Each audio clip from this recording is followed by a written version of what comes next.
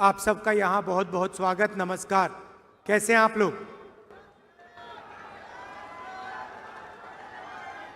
कांग्रेस के कार्यकर्ताओं का मूड कैसा है? सुनाई नहीं दे रहा भाई? ठीक है बब्बर शेर? आप हमारा मैसेज जनता तक पहुंचाते हो और बाकी पार्टियां जो गठबंधन में हैं उनके भी कार्यकर्ता मैसेज पहुंचाते हैं। तो शुरुआत में विचारधारा से करना चाहता हूं।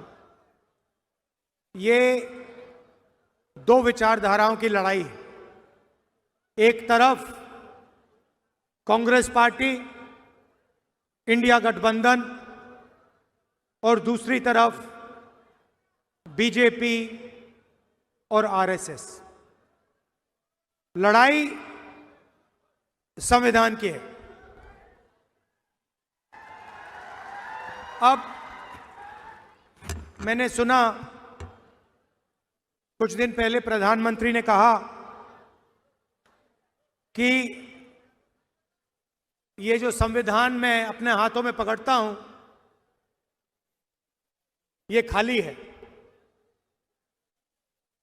तो मैं उनको कहना चाहता हूं, नरेंद्र मोदी जी, आप इस संविधान को समझे नहीं हो। इस संविधान में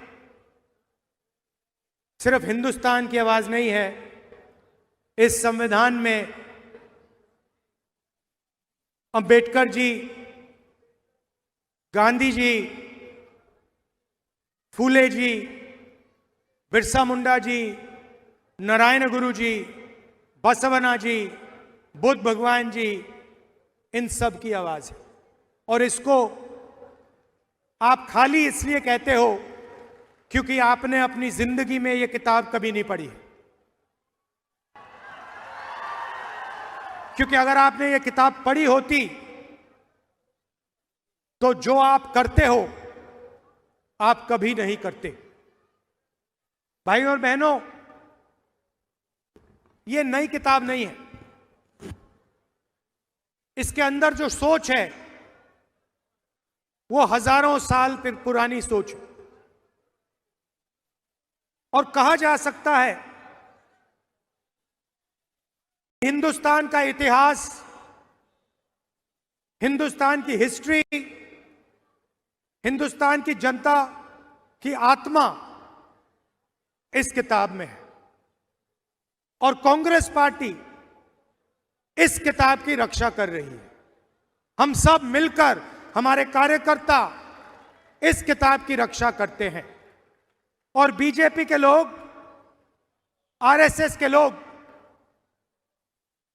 सामने से नहीं कह सकते, मगर छुपकर बंद कमरों में अंबेडकर जी के संविधान को खत्म करने की कोशिश करते हैं।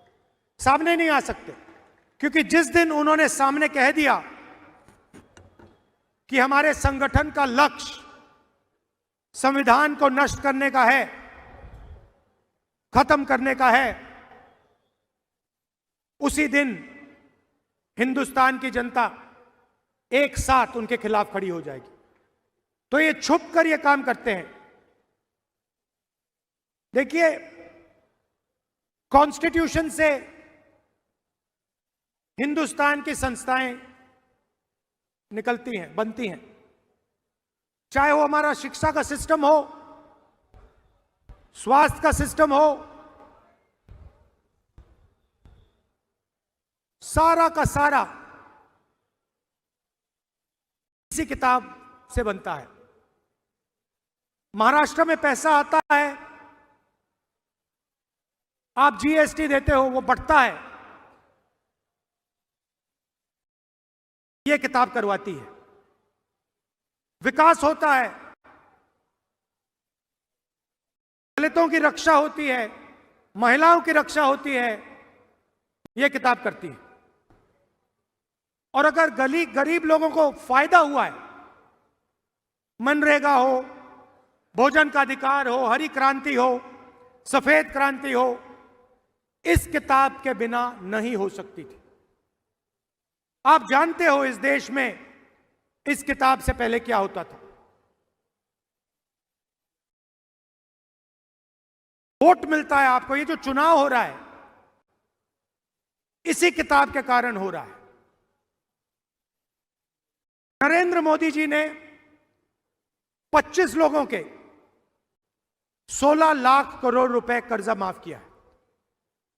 25 लोगों का। हिंदुस्तान के सबसे अमीर लोग हैं, उनका 16 लाख करोड़ रुपया कर्जा माफ किया है।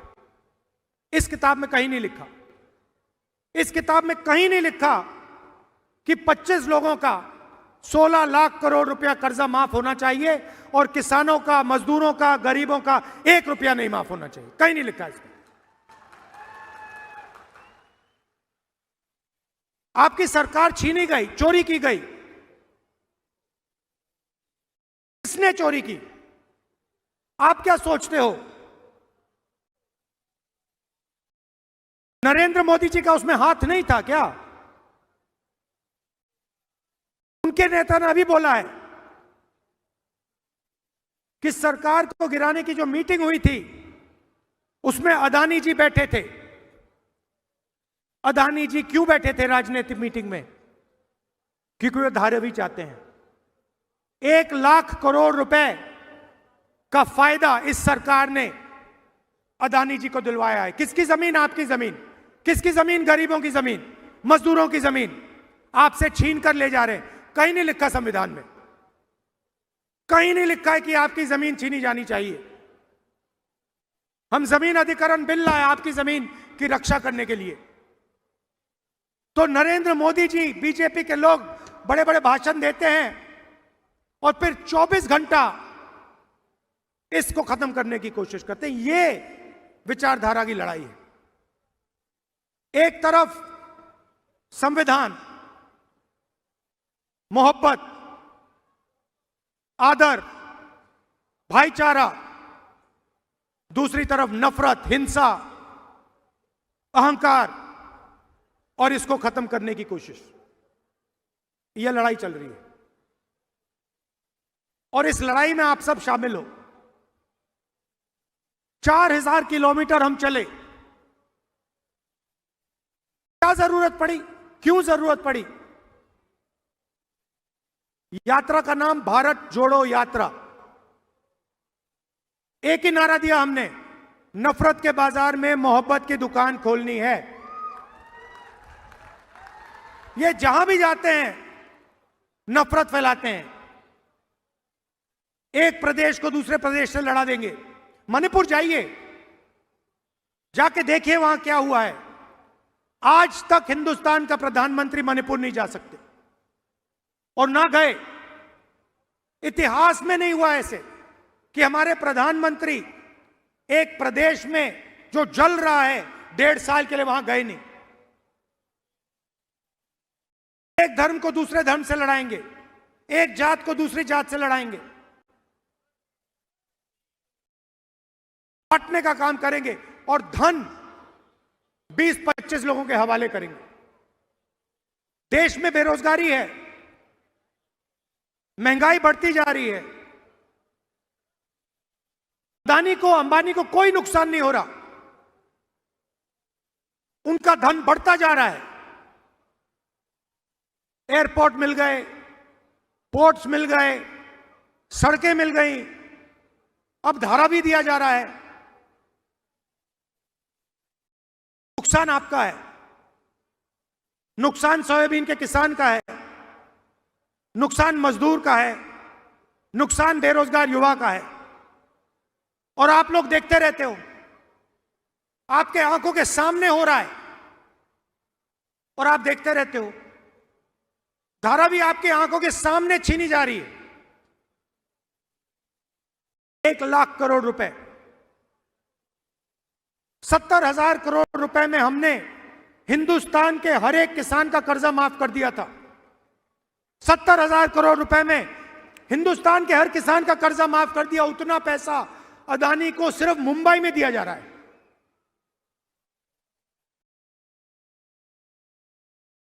मैंने पार्लियामेंट में एक बात साफ कर दी। मैंने सवाल पूछा नरेंद्र मोदी से, नरेंद्र मोदी जी, आप जाति जनगणना क्यों नहीं कराना चाहते हो?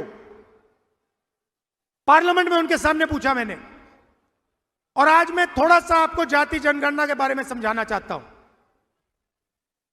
भाइयों और बहनों, देश में 15% दलित आबादी है, 8% आदिवासी हैं, 50% कम से कम पिछड़ा वर्ग है और 15% माइनॉरिटी है। कितना होता है?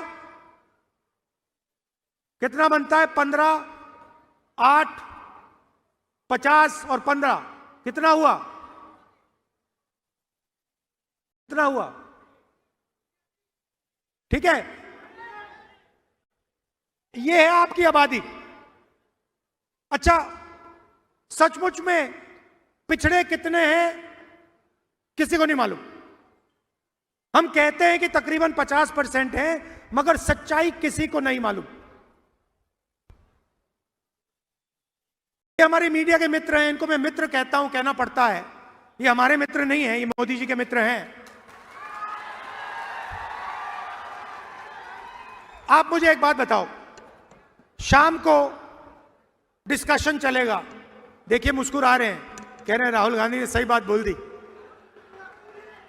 इनकी गलती नहीं है, इनको बेचारों को सैलरी लेनी है। तो इनका डिस्कशन होता है शाम को, बातचीत चलेगी, एंकर बोलेंगे राहुल गांधी ने ये बोला, नरेंद्र मोदी की फोटो दिखाएंगे। मैं आपसे पूछना चाहता हूं, ये जो सारे के सारे एंकर्स हैं, बड़े बड़े पत्रकार हैं, इनमें कोई पिछड़े वर्ग का है? कोई दलित है? कोई आदिवासी है? बड़ी बड़ी कंपनियों की लिस्ट निकालो आप, अदानी की कंपनी की लिस्ट निकालो, उनके सीनियर मैनेजर्स की लिस्ट निकालो, 200 सबसे बड़ी कंपनियों के मालिकों के नाम लो। मैंने किया है। और नाम में मुझे एक पिछड़े वर्ग का व्यक्ति दिखा दो, लिस्ट में एक पिछड़े वर्ग का व्यक्ति का नाम दिखा दो, एक दलित का नाम दिखा दो, एक आदिवासी का नाम दिखा दो। है ही नहीं। ना मीडिया में हो आप, ना कॉर्पोरेट इंडिया में हो, ना प्राइवेट अस्पताल आपके, ना प्राइवेट यूनिवर्सिटी कॉलेजेस आपके, ब्यूरोक्रेसी में आपके कोई नहीं। 90 लोग हिंदुस्तान का बजट बांटते हैं, आईएएस अफसर हैं। मैंने उनकी लिस्ट निकाली। मैंने कहा देखता हूं भैया इनमें से कितने दलित, कितने आदिवासी, कितने पिछड़े। ये हिंदुस्तान का पूरा बजट बांटते हैं। जो आप पैसा जीएसटी में देते हो, जेब से निकालकर, शर्ट खरीदते हो जीएसटी, पैंट खरीदते हो जीएसटी, मोबाइल फोन खरीदा जीएसटी, जितनी जीएसटी अदानी देता है उतनी आप देते हो। अगर आप शर्ट में 18% देते हो तो अदानी भी 18% देता है। वो अरबपति है, मगर जीएसटी एक ही देते हो। वो पैसा जाता है हिंदुस्तान की सरकार के पास, बंटता है। कौन बांटते हैं? मक्खन कौन बांटते हैं? 90 अफसर बांटते हैं। भाई और बहनों, मैंने लिस्ट निकाली। 90 में से ओबीसी कितने, दलित कितने, आदिवासी कितने, मैं बताता हूं। 90 में से एक आदिवासी है। और अगर 100 रुपए बंटते हैं बजट में, तो आदिवासी अफसर 10 पैसे बांटते हैं। 8% आबादी, 100 रुपए में से 10 पैसे भागीदारी। दलित है 15%, भागीदारी होनी चाहिए 15%। बजट बढ़ता है, दलित अफसर 3 है, 100 रुपए में से 1 रुपया उनका। दलित अफसर 100 रुपए में से 1 रुपया बांटता है। आबादी 15%, भागीदारी होनी चाहिए 15%। 100 रुपए में से 1 रुपया, 1%। और हमारे पिछड़े भाई जो हैं 50% उनकी आबादी है। पता नहीं, शायद 50 है, 55 हो, 60 भी हो सकती है। उनके 3 अफसर बैठा रखे हैं। और जिनकी 50% आबादी है, 50% आबादी है, 100 रुपए में से 5 रुपए उनके, 100 रुपए में से 5 रुपए उनके। आबादी 50% से कम नहीं है, भागीदारी 5 100 में से। तो अगर आप दलितों, आदिवासियों, पिछड़ों को जोड़ दें तो 100 रुपए में से 6 रुपए 10 पैसे आपके। बात समझिए, आबादी आपकी 90%, भागीदारी आपकी 100 रुपए में से 100 रुपए में से 6 रुपए 10 पैसे। सारा का सारा पैसा, सारा का सारा फायदा उन्हीं 15-20 लोगों को जाता है, आपके जेब से निकलता है, आपको शायद पता भी नहीं लगता।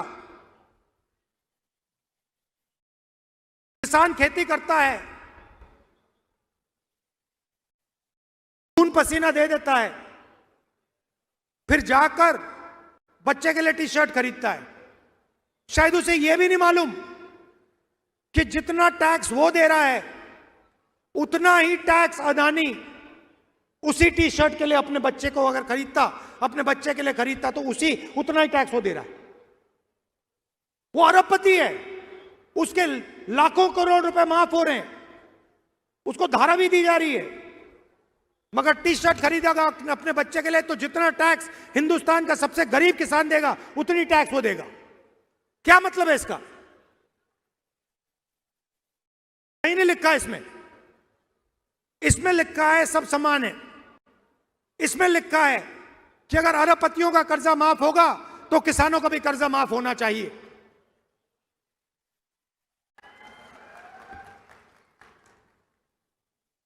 तो यह फर्क है। काम वो 15-20 लोगों के लिए करते हैं। अच्छा, महाराष्ट्र की सरकार चला रहे हैं, सुना है, मैंने सुना है महाराष्ट्र की सरकार चल रही है। तो मुझे आप बताइए, अगर महाराष्ट्र की सरकार चल रही है तो वेदांता फॉक्सकॉन का जो सेमीकंडक्टर प्लांट है, 1.5 लाख करोड़ रुपए का प्लांट,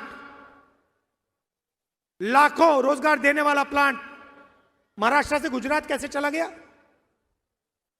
अगर महाराष्ट्र की सरकार चल रही है तो टाटा एयरबस हवाई जहाज मैन्युफैक्चरिंग प्लांट 1.8 लाख करोड़ रुपए का प्लांट, जिससे 10,000 युवाओं को रोजगार मिलता, वो गुजरात कैसे चला गया?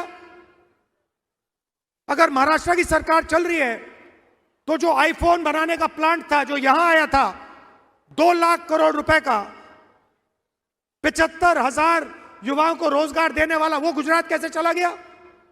अगर महाराष्ट्र की सरकार चल रही है तो बल्क ड्रग पार्क 3,000 करोड़ रुपए का, जो 80,000 महाराष्ट्र के युवाओं को रोजगार देता, वो गुजरात कैसे चला गया? अगर महाराष्ट्र की सरकार चल रही है तो गेल का जो पेट्रोलियम प्रोजेक्ट था 60,000 करोड़ रुपए का, 21,000 युवाओं को रोजगार देने वाला प्रोजेक्ट, वो गुजरात कैसे चला गया? आपने क्या गलती की है कि आपके सारे के सारे प्रोजेक्ट, सारे के सारे रोजगार दूसरे प्रदेशों में जा रहे हैं? आप में क्या कमी है? क्या आप ये काम नहीं कर सकते? आप कुछ भी कर सकते हो, आप में क्षमता है, आप में एनर्जी है, आप में कैपेबिलिटी है, मगर आपके सारे के सारे प्रोजेक्ट्स यहां से छीनकर एक के बाद एक दूसरे स्टेट में जा रहे हैं।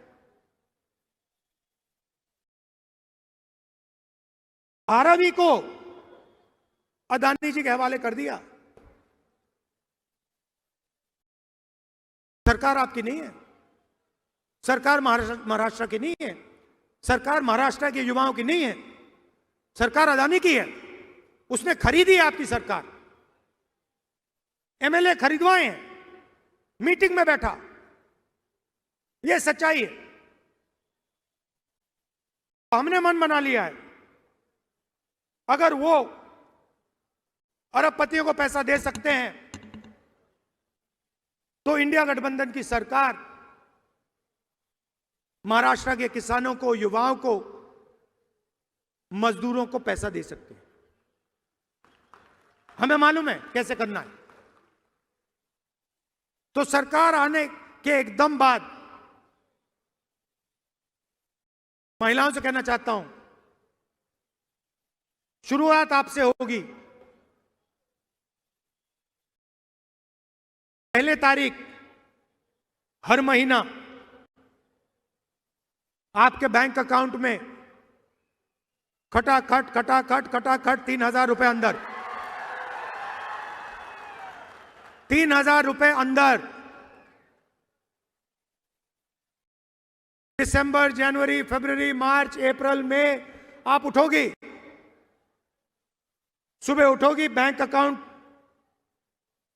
देखोगी, चेक करोगी, 3,000 रुपए अंदर। और उसके बाद अगर आप दुकान जाना चाहती हो बस में, तो जब आप बस के अंदर जाएंगे आपको पता लगेगा कि इंडिया गठबंधन की सरकार ने आपका बस टिकट फ्री में कर दिया है और आपको पूरे महाराष्ट्र में घूमने के लिए 1 रुपया नहीं देना पड़ेगा। बस में आप फ्री में घूमेंगी और हर सुबह 3,000 रुपए आपके बैंक अकाउंट में मिलेगा हर महीने। अब हमारे किसान भाई कहेंगे, राहुल जी ये क्या किया आपने महिलाओं का बस टिकट फ्री कर दिया और उनके बैंक अकाउंट में 3,000 रुपए हर महीने डाल रहे हो। हमारा क्या होगा मैं आपको बताता हूं। महाराष्ट्र के किसानों का 3 लाख रुपए तक का कर्जा माफ होगा और यहां हमारे सोयाबीन के किसान हैं, बाकी महाराष्ट्र में कपास, धान के किसान हैं। आपको सही एमएसपी मिलेगी, सही दाम मिलेगा आपकी मेहनत के लिए। सेंसस की मैंने बात की, जाति जनगणना से यह पता लग जाएगा दलित कितने, आदिवासी कितने, पिछड़े कितने, भागीदारी कितनी है पता लग जाएगी। संस्था में हम पता लगाएंगे दलित कितने, आदिवासी कितने, पिछड़े कितने, और आपको पता लग जाएगा आपकी भागीदारी कितनी है। पार्लियामेंट में मैंने साफ बोल दिया, महाराष्ट्र में भी कराएंगे। पार्लियामेंट में नेशनल सेंसस कराएंगे, कास्ट सेंसस। मैंने मोदी जी के सामने बोला, मोदी जी अगर आप नहीं करोगे तो हम जाति जनगणना लोकसभा में, राज्यसभा में करा के दिखाएंगे। और ये जो 50% की दीवार बना रखी है, रिजर्वेशन 50% से ज्यादा नहीं होगा, इस दीवार को भी लोकसभा में, राज्यसभा में कांग्रेस पार्टी इंडिया गठबंधन तोड़ के परे करेगी। कैसे नहीं होगा 50% से ज्यादा रिजर्वेशन? हम करवा के दिखाएंगे 50% से ज्यादा रिजर्वेशन। आपकी आबादी 90% है,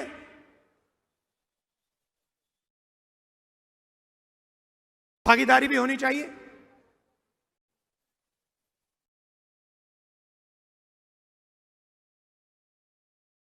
गरीब लोगों को सबसे ज्यादा कष्ट स्वास्थ्य के कारण होता है। चोट लग जाती है, दिल का दौरा हो जाता है, किसी को कैंसर हो जाता है, किडनी की बीमारी हो जाती है, लिवर की बीमारी हो जाती है। आप प्राइवेट अस्पताल में जाते हो, वही 20-25 अरबपतियों के प्राइवेट अस्पताल में आपसे लाखों रुपए लिया जाता है। टेस्ट होते हैं, एमआरआई होता है, अस्पताल के बाहर आते हो, बिल देखते हो, लाखों रुपए निकल जाते हैं जेब से। इसीलिए हमारी सरकार, कांग्रेस पार्टी, इंडिया गठबंधन की सरकार महाराष्ट्र के गरीब लोगों को 25 लाख रुपए तक का हेल्थ इंश्योरेंस देने जा रही है। आप बीमार होगे, गरीब से गरीब किसान, बेरोजगार युवा, गरीब से गरीब मजदूर बीमार होगा, आप अस्पताल में जाओगे, स्टेंट लगवाओगे, वाल्व बदलोगे, ट्रांसप्लांट कराओगे, 25 लाख रुपए सरकार आपको इलाज के लिए देगी। तो जो आपको कर्ज लेना पड़ता है, वो आपको नहीं लेना पड़े। हमारी सरकार गरीबों की सरकार है, अदानी अंबानी की सरकार नहीं होगी। और ये सोच रहे हैं कि धारावी फ्री में ऐसे ही ये अदानी जी को मिल जाएगा। इनको मालूम नहीं कि महाराष्ट्र की जनता, कांग्रेस पार्टी, राहुल गांधी यहां इस साइड खड़े हुए हैं, ऐसे नहीं मिलने वाला। ये महाराष्ट्र के गरीब लोगों की जमीन है, उनकी मेहनत की जमीन है। हम जमीन अधिग्रहण बिल लाए थे, हम किसानों की, गरीबों की रक्षा करते हैं, इसीलिए पूरा का पूरा सपोर्ट नरेंद्र मोदी जी को दिया जा रहा है। दोस्ती है उनकी। सरकार आपकी इसलिए गिराई गई। अदानी जी मीटिंग में बैठे थे, साफ बोला है। क्यों बैठे थे मीटिंग में? धारावी 1 लाख करोड़ रुपए के लिए बैठे थे मीटिंग में। आपकी जमीन, आपका भविष्य और युवाओं के लिए जो नरेंद्र मोदी जी ने बेरोजगारी फैला रखी है सब जगह, स्मॉल मीडियम इंडस्ट्री बंद कर दी, किसानों को सही पैसा नहीं देते, सही दाम नहीं देते, जीएसटी, गलत जीएसटी लागू कर दी, नोटबंदी लागू कर दिया। ये हथियार हैं। आप ये मत सोचिए कि ये योजनाएं हैं। ये छोटे व्यापारियों को मारने के हथियार हैं, ये किसानों को मारने के हथियार हैं। रोजगार पैदा ही नहीं होता। इसीलिए हमने कहा है कि 2.5 लाख सरकारी नौकरियां जो महाराष्ट्र की सरकार ने आपको नहीं दी हैं, वो हम चुनाव जीतते ही 2.5 लाख नौकरियां महाराष्ट्र के युवाओं को दे देंगे। हर जात को, गरीब से गरीब लोगों को। और 4,000 रुपए हर महीने अलाउंस जो हमारे बेरोजगार युवा हैं उनको उस दिन तक मिलेगा जब तक वो बेरोजगार हैं। भाइयों और बहनों, जो मैंने शुरुआत में बात बोली थी, लड़ाई अंबेडकर जी के संविधान को बचाने की है।